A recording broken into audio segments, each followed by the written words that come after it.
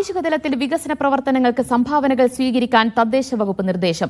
6ാം ധനകാര്യ കമ്മീഷൻ ശുപാർശയുടെ അടിസ്ഥാനത്തിലാണ് തീരുമാനം. തദ്ദേശ സ്വയംഭരണ വകുപ്പ് തദ്ദേശ സ്ഥാപനങ്ങൾക്ക് ഇതുമായി ബന്ധപ്പെട്ട സർക്കുലർ തദ്ദേശ വകുപ്പ് കൈമാറി.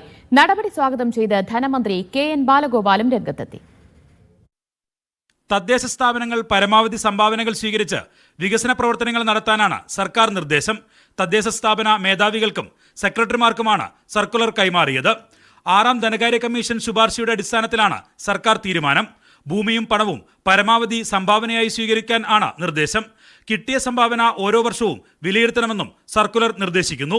ഭരണകാലയളവിൽ സംഭാവനകൾ സമാഹരിക്കുന്നതിന് പദ്ധതികൾക്ക് രൂപം നൽകാനും സർക്കുലർ നിർദ്ദേശിക്കുന്നു.